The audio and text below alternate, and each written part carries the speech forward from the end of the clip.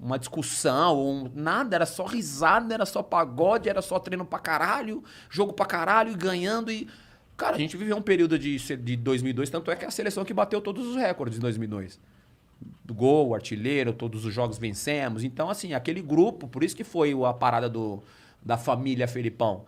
E eu vi na Copa América era uma oportunidade. Mais uma vez, pro público mais jovem, o que esse menino tá fazendo agora na seleção, o Rafinha, que tá chegando muito próximo da Copa do Mundo, praticamente um ano pra Copa do Mundo, ele foi convocado agora, o moleque engoliu os 3 jogos.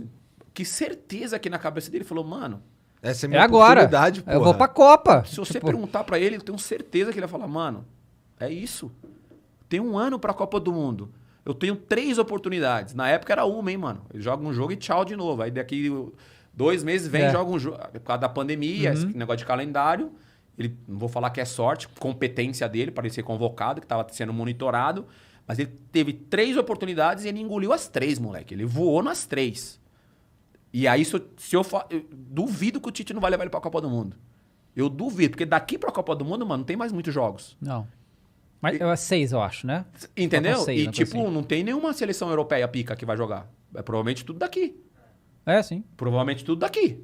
A seleção vai jogar. Então esse moleque botou o nome, velho. Alguém vai vazar, tio.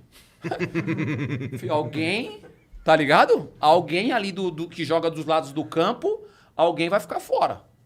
E aí é tarde, viu, bebê? Pra pensar que, nossa, já era. O moleque chegou, voou. O Tite tem que levar. A gente não tem um jogador hoje. Não tem um jogador. Escuta o que eu te falo. Nem o Neymar na seleção brasileira hoje tava com a confiança que esse moleque tava nesses 3 jogos. É realmente impressionante o que o Rafinha tá mano. jogando. É impressionante. O moleque voou, velho. Voou. Se ele não tiver na Copa do Mundo, eu truco. Truco, ladrão. Porra, você é louco.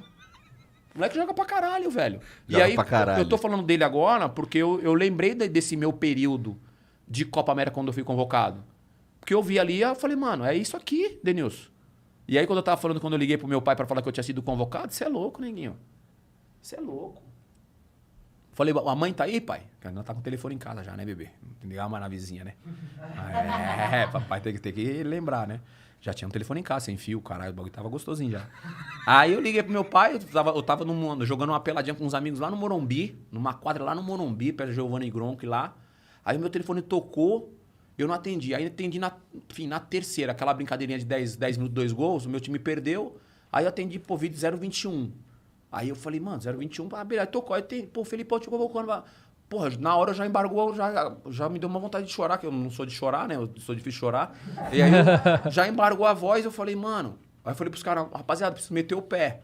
Preciso meter o pé. Não, preciso meter o pé. Mano, entrei dentro do carro, meu, na hora, pai. Falei, meu pai, pai, a mãe tá aí? Tá tudo bem, filho? Tá, pai, benção? Tá tudo bem? Tá. A mãe tá aí? Chama a mãe. Aí eu escuto, bem, né? Que os antigos chamam de bem, né? Bem. O Denilson quer falar no telefone, não sei o quê. O que foi, filho? Aconteceu alguma coisa? Eu falei, aconteceu. Tá tudo bem, filho? Tá tudo bem. Não, só tem uma notícia boa pra dar pro senhor e tal. Chama a mãe aí, tá aqui. Seu filho foi convocado pra seleção. Tá ligado? Aí eu escutei, meu pai sim é mais durão, meu pai. Aí eu senti a voz dele de embargada, tipo, filho, amém, graças a Deus. E aí ele fala, bem, o Denilson voltou pra seleção. Foi convocado pra seleção. Aí eu escutei minha mãe glorificando a Deus. Escutei minha mãe pelo telefone, que eu não conseguia falar com a minha mãe no telefone. Escutei minha mãe agradecendo a Deus, eu sabia, tal, glória a Deus e tal. Falei, caralho, é isso, né? Eu tinha que dividir isso com eles. Então, eu não parei em lugar nenhum. Eu lembro que eu fui direto pra minha casa. Eu só lembro de chegar em casa e abraçar meu pai e minha mãe e falar, voltei. Tipo, consegui voltar pra seleção. Agora, filho, ninguém vai me segurar. Por isso que aquela Copa América eu joguei bem e fui pra Copa do Mundo, mesmo não sendo titular na Copa do Mundo. E eu falo pros caras hoje, pros jogadores mais jovens, que normalmente tá no banco e tal. Mano, se você tem 5 minutos, mano, faz a diferença, viado. Se você tem 5 minutos, mano, tem gente que não tem nem 5 minutos pra entrar, viado. É. Então, a hora que você entrar, porque se o cara te chamou, é porque algum bagulho tá errado, mano, no jogo. Então, tenta fazer a diferença, mano. Me dá uma raiva quando eu vejo o cara entrar no segundo tempo, mano, um manhaca, tio. Cara, me incomoda de verdade, porque eu vivi isso de não ser coadjuvante, mas assim, eu nunca me vi como coadjuvante na seleção brasileira, ao contrário. Eu sempre vi que ali num grupo de 23 são os melhores que estão ali aos olhos do treinador, óbvio. Que grupo que tinha naquela época, né? Aos olhos do treinador, tô falando aos olhos do treinador, porque aos olhos da imprensa sempre vai faltar alguém, o do torcedor sempre vai faltar alguém, então aos olhos do treinador, aqueles são os 23 melhores. E eu tava ali nas duas Copas entre os 23 melhores.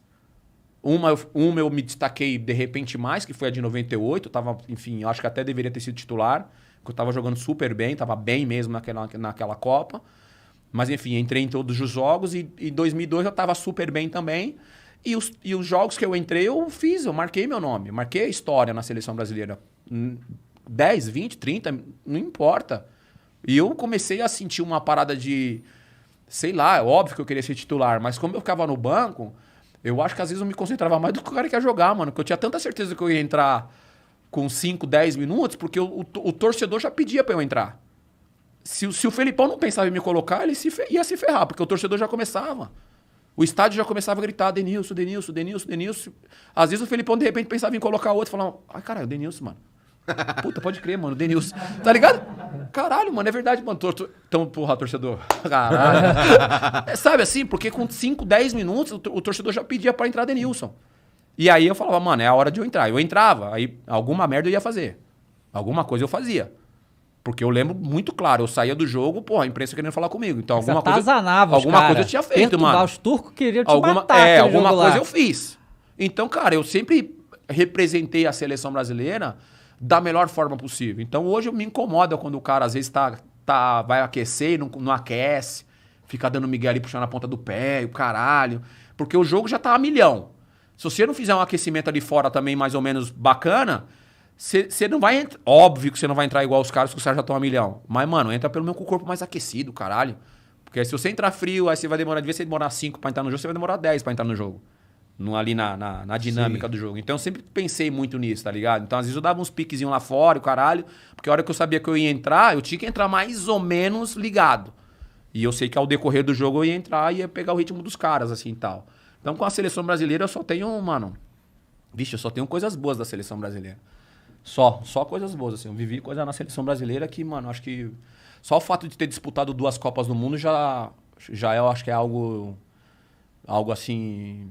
foda, sabe? Mas você ganhou, né, a Copa do Mundo. Esse detalhe, né? Que vai fazer 20 anos ano que vem, em 2002, né? E aí, assim, hoje a gente olhando pra trás e vendo o time de 2002, né? Tipo, cara, o Denilson era banco, tá ligado? Tipo, que time era esse que a gente tinha, né? Mas aí que tá. Tipo, hoje a gente olha, caralho, Ronaldinho Gaúcho, Ronaldo, Rivaldo, tipo, o Cafu, Roberto Carlos, a máquina. Só que naquela época, 2002, o Brasil não foi pra Copa, tipo... ultra favorito, assim, não era... louco, não era, né? Nossa, mal perrengue. Pois é, exato. Como é que foi isso lá? Tipo, então... quando é que você chegou lá e falou, não, a gente vai ganhar essa merda? Cara, assim, quando a gente conseguiu classificar pra Copa do Mundo, é que pensar em vai ganhar é ser muito arrogante da minha parte falar que a gente pensou em ganhar. A gente foi vivendo ali a gente foi vivendo o momento, assim. É que o torcedor que é arrogante, né? Porque, tipo, a gente como Flamengo, a gente vai ganhar tudo. É assim, né? O torcedor é assim. E esses jogadores do Flamengo, eles vão perceber que o que eles fizeram aí nesses últimos tempos, na hora que eles pararem. Na hora que eles pararem de jogar, se tornarem ali um ex-jogador e tal, vai ver o reconhecimento do torcedor flamenguista, que tem um peso gigante, né? O do sentimento do torcedor no geral, mas, pô, é uma massa, né? O Flamengo é uma massa, então... Tipo, se você cair na graça dessa massa, pro cara é do caralho. Então, esses caras de hoje, porra, eles vão andar no shopping daqui 20 anos, vai encontrar um flamenguista, os caras vão bater continência pros caras, com certeza. E merecidamente, né? Pelo esforço que os caras estão fazendo. E na seleção, aquelas eliminatórias, que a gente foi classificar já lá no finalzinho, acho que ganhando de Venezuela, o jogo do Paraguai que eu entrei, que é a famosa caneta no ar, sei lá que as pessoas falam e tal. Aquele jogo tava um jogo difícil também. Eu entrei, dei um cruzamento pro Rivaldo, o Rivaldo fez o gol, enfim, ali a gente deu um passo importante para classificar para a Copa do Mundo.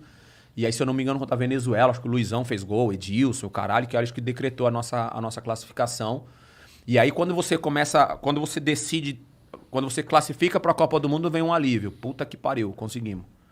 Aí você já entra num outro processo que aí já é, né, viver a Copa do Mundo. Então, naquele processo, por exemplo, de 2002...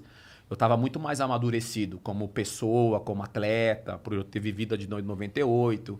Então, porra, os perrenguezinhos que eu já tinha passado. Então, eu estava muito mais maduro As minhas tomadas de decisões, as coisas que eu tava fazendo, eu tava muito mais sabendo o que eu tava fazendo, assim. Em 98 eu tava mais na empolgação. Eu era o mais novo daquele elenco de 98, então eu tava muito mais na empolgação. Me dá 10, tamo junto, 10. Me dá 20, 5. 2002 eu tava mais consciente do que era o meu papel na seleção brasileira. Né? Eu sabia que ali tinha um 11 inicial pica pra caralho, mas se der uma brecha, pai, eu tô aí. Sabe assim? Felipão, tô aqui. Então eu tinha... E eu tenho certeza que os caras que estavam no banco comigo, que não eram pouca coisa, que a gente tinha um time ali, eu lembro que a gente fazia o treinamento ali, o jogo-treino, o bicho pegava, porque o Edilson estava num momento muito bom, o Anderson Polga, que é um zagueiro que às vezes as pessoas nem lembram, mas foi super importante também, que estava vivendo muito bom. Juninho Paulista estava voando, que hoje trabalha na CBF, Vampeta estava bem. Mano, tinha uma galera jogando bem pra caralho. Então tava todo mundo num momento legal pra caralho ali. O Belete jogou, tava bem. O Júnior, lateral... Mano, eu vou esquecer de alguém, mas ali todo mundo tava jogando super bem. Então, quando... o jogo treino já era... O rachão já era pica, já era pica. Tanto é que quando qualquer um entrava, o time jogou... A seleção dava show, mano. A seleção continuava jogando bem. Porque aí volta a falar, a seleção sempre, historicamente, tá? Não é a minha geração, não. Historicamente, é ganhar dando show, viado. Uhum. Essa seleção de agora é criticada porque não dá espetáculo. Mas pega os números aí da seleção, pica os números da seleção. Os números do Tite com a seleção, pica, caralho. Se vacilar, é um dos melhores números em todas as seleções. Voando, tá? Em números. Mas não basta, mano. A gente tinha que jogar sempre que nem foi contra o Uruguai. Tem que jogar desse jeito sempre. Ali, mano, é aquilo ali. Um espetáculo, mano. Não tem como. Historicamente é assim. Não basta só ganhar de 1-0 e ninguém dá uma caneta, ninguém dá um chapéu, ninguém dá fazer uma tabela, dá um toque de letra. Não é... Que aí é criticado pra caralho. Por quê, mano? Ganhou jogando mal pra caralho. Não Inclusive, pode. Eu sou um dos caras que critica. O torcedor pensa assim. Eu, no meu papel de comentarista hoje, óbvio, eu tenho que analisar a questão tática, o desempenho, o comportamento dos caras sem a bola. Tem todo um contexto ali. Eu não posso só analisar o cara que fez o gol. Às vezes o cara que fez o gol foi o único toque que ele teve no jogo, caralho. O único toque. Denilson, mas o gol é mais importante, mano. Mas não fez mais nada, titio. Os caras correram pra ele pra caralho, não fez nada no jogo. Se não faz o gol, você não ia nem ver o nome dele no jornal no dia seguinte. Então ele tava ali na hora certa, fez o gol. Do caralho, fez o gol mais importante, fez o gol. Mas e a contribuição? O jogo seguinte ele não vai fazer gol, ele tiver essa contribuição, ele tá morto. Então tem que analisar um contexto, o desempenho do cara num contexto geral. Que às vezes o cara que fez o gol e quem trabalhou? Eu falo isso até com uma certa propriedade, né? Porque, mano, às vezes eu sofria pra caralho, o cara saia capengando, de repente, pum, o cara só na beira ali, ó, pum, empurrava. Pra mim, um dos maiores ídolos do Flamengo, assim, é o Arrascaeta, por exemplo, que ele é o cara que... Entrega pra caralho. Entrega pra caralho. E hoje o nome dele é falado pra caralho, mas sei lá, o Sávio, por exemplo. Uhum. O Sávio, pô...